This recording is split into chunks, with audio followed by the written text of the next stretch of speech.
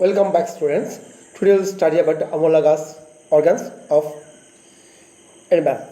দেখো দেখো একটা ডলফিনের ফ্লিপার এবং হাঙরের যে পাখনা, যে দুটোকে দেখতে একই রকম, দুজনেই জলে বসবাস করে, তাহলে দুটো একই জিনিস।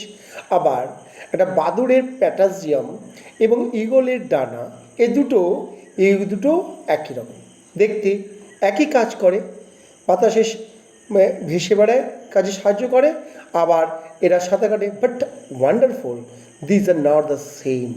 এই দুটো কোনো মতেই এক না। কিন্তু আশ্চর্য হবে যে ডলফিনের ফ্লিপার এবং বাদুড়ের প্যাটাজিয়াম, এই দুটোর মধ্যে একটা ইন্টারনাল যে সিমিলারিটি রয়েছে, একটা গঠনমূলক এক রয়েছে, কিন্তু যেগুলো দেখতে একই রকম সেগুলো কিন্তু গঠনগত এক নয়। চলো আমরা এটাকে ভালোভাবে দেখতে গেলে আমরা একটু বিশদভাবে আলোচনা করি। সর্বপ্রথম আমরা দেখি এদের যে অরিজিনাল স্ট্রাকচারটা কী। নাও দেখো, বাদুড়ের প্যাটাজিয়াম, ডলফিনের ফ্লিপার এবং আমাদের হাত, এদের মৌলিক গঠনগুলো কিন্তু একই। বাদুড়ের প্যাটাজিয়াম, ডলফিনের ফ্লিপার, আমাদের হাত, এদের মৌলিক গঠন একই, যদিও আমরা ভিন্ন ভিন্ন কাজে অভ্যস্ত। বাদুড়ের প্যাটাজিয়াম ওলার কাজে লাগে, ডলফিনের ফ্লিপার সাঁতার কাটা কাজে, আমাদের হাতে বিভিন্ন কাজে। আমাদের মৌলিক গঠন দেখে আমরা দেখতে পাচ্ছি এই সকল অঙ্গের ভেতরের অস্থির গঠন দেখতে গিয়ে আমরা দেখি যে এদের গুরুত্বপূর্ণ যে অস্থিগুলো, তাহলে অস্থিগুলো, একই ধরনের অস্থিগুলো আমরা একই রং করলাম। এটা হচ্ছে হিউমেরাস। ওকে, দেন এরপর হচ্ছে রেডিয়াস আলনা অ্যান্ড রেডিয়াস আলনা। ইয়াস, এটা হচ্ছে কার্পেল অ্যান্ড কার্পাস and মেটাকার্পাস। There are 5 metacarpals. There are also 5 metacarpals and in the patagium the carpus and is the phalanges, আঙুলের অস্থিগুলো। তাহলে এই যে অস্থিগুলো আমাদের হাত বা ডলফিনের ফ্লিপার কিংবা বাদুড়ের প্যাটাজিয়াম, এখানে অস্থিগুলো আমরা দেখতে পাচ্ছি, অস্থিগুলোর গঠন কিন্তু অনেকটা একই রকম, তাই নয় কি? এবারে বিভিন্ন কাজের জন্য প্রজাতি বিশেষে বিভিন্ন রকম আকার আকৃতি ধারণ করেছে ঠিকই, আমাদের ক্ষেত্রে একটু বড় হয়েছে এবং তুমি ডলফিনের ফ্লিপারে একটু ছোট হয়েছে, বাদুড়ের প্যাটাজিয়ামে একটু ছোট হয়েছে, কিন্তু মূল গঠন কিন্তু একই। Okay, so this are known as, আমরা এগুলো বলি হোমোলোগাস অর্গান, অর্থাৎ এরা কিন্তু বোঝা যাচ্ছে একই অ্যানসেস্টার থেকে সৃষ্টি হয়েছে। So they have a common ancestors, অর্থাৎ একই সরল উদ্বংশীয় জীব থেকে সৃষ্টি বলে বোঝা যাচ্ছে। বাদুড়ের প্যাটাজিয়াম, আমাদের হাত বা চিম্পাঞ্জির হাত এবং ডলফিনের ফ্লিপার সবই কিন্তু একই রকম। উদ্ভিদের ক্ষেত্রেও দেখি, দেখো উদ্ভিদের পিচার প্ল্যান্ট, কলসপত্রী উদ্ভিদ, এদের পাতার পত্র ফলক কলসির মতো একটা অঙ্গে পরিণত হয়েছে। ওয়ান্ডারফুল।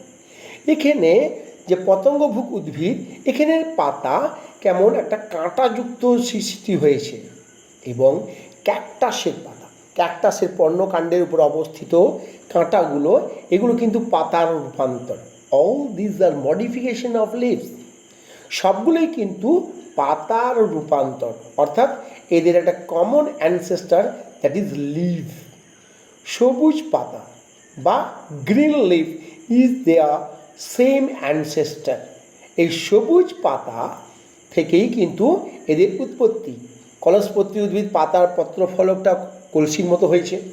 পতঙ্গভুক উদ্ভিদের ক্ষেত্রে এখানে কাঁটা মতো হয়ে গেছে শিরাগুলো, এবং বাষ্পমোচন রোধের জন্যে ক্যাকটাসের পাতা কাঁটায় রূপান্তর হয়েছে। তাহলে এদেরও কিন্তু একটা সেম অ্যানসেস্টার রয়েছে, একটা কমন অ্যানসেস্টার রয়েছে।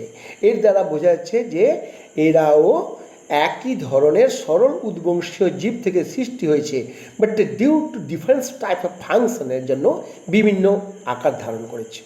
তাহলে প্রাণী কিংবা উদ্ভিদ উভয় ক্ষেত্রে আমরা দেখতে পাচ্ছি যে বিভিন্ন আকার আকৃতি হলেও তাদের মূল গঠন যখন এক, তখন এদেরকে বলা হচ্ছে, এই সকল অর্গ্যানসকে বলা হচ্ছে হোমোলোগাস অর্গ্যানস।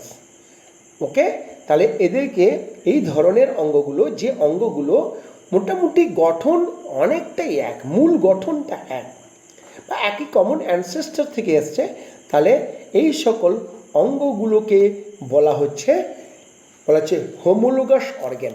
ওকে, এদেরকে বলা হচ্ছে homologous organ. This are known as homologous organs. Okay, homologous organs.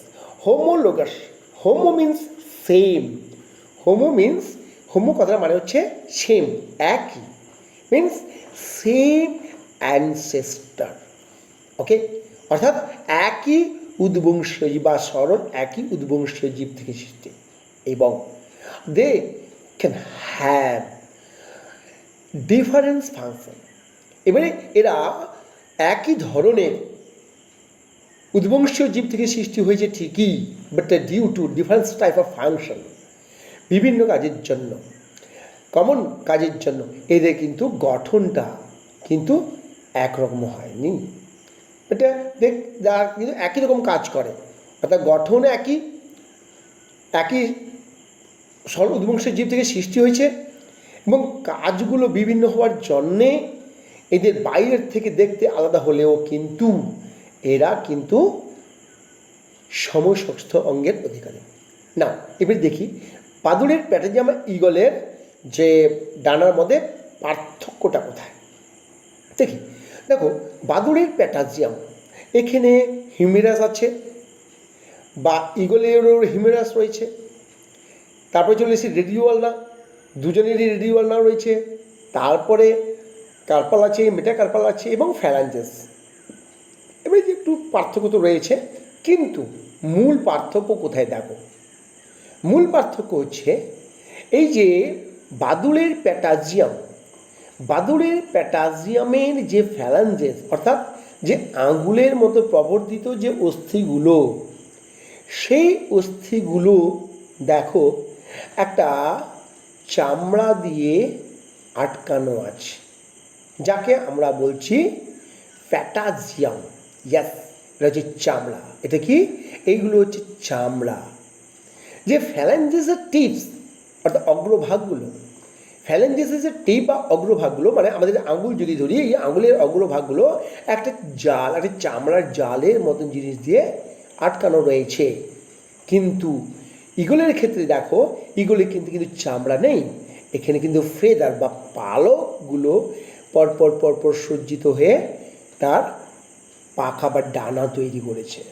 So there are more different structure between the patagium and the wings of an eagle এবং বাদুড়ের প্যাটাজিয়ামের মধ্যে পার্থক্য দেখা যাচ্ছে, বিশাল পার্থক্য।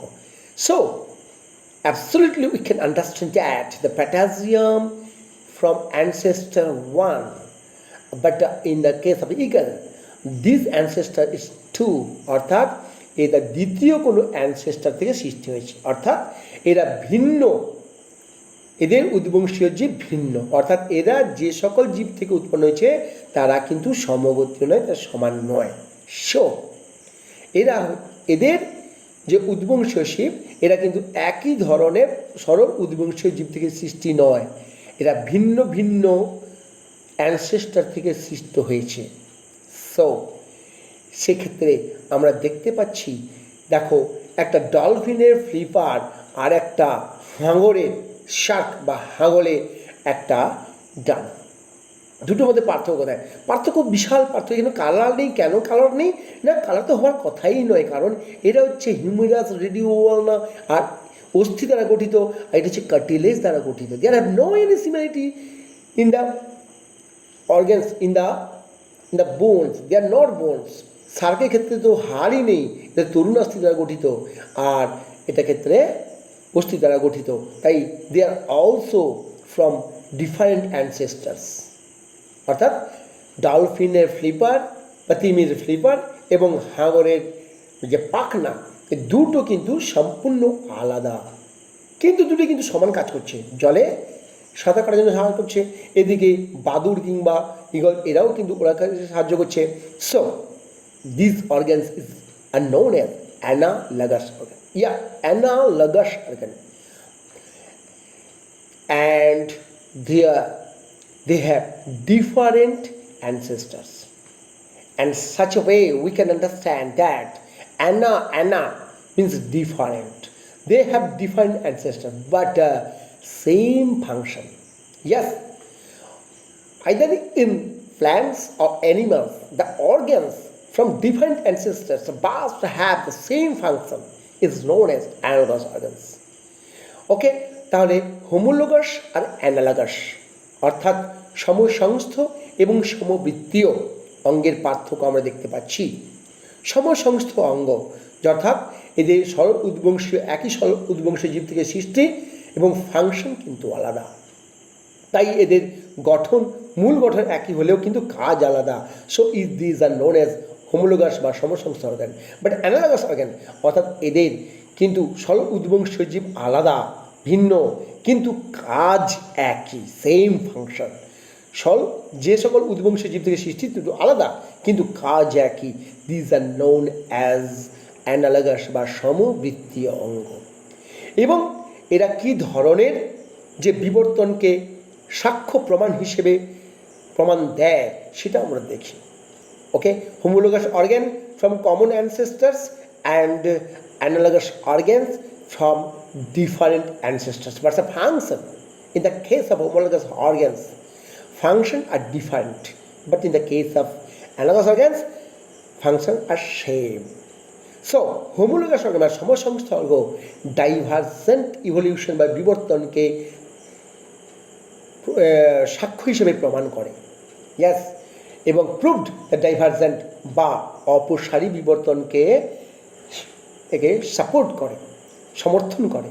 বাট অ্যানালগাস অর্গ্যান এটা কনভার্জেন্ট বা অভিসারী বিবর্তনকে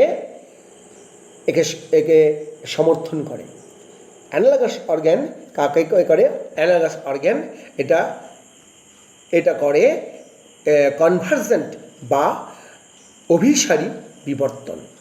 ইয়েস, অ্যানালগাস অর্গ্যান বা সমবৃত্তীয় অঙ্গ অভিসারী বিবর্তনকে সমর্থন করে। এটা খুব গুরুত্বপূর্ণ বিষয়।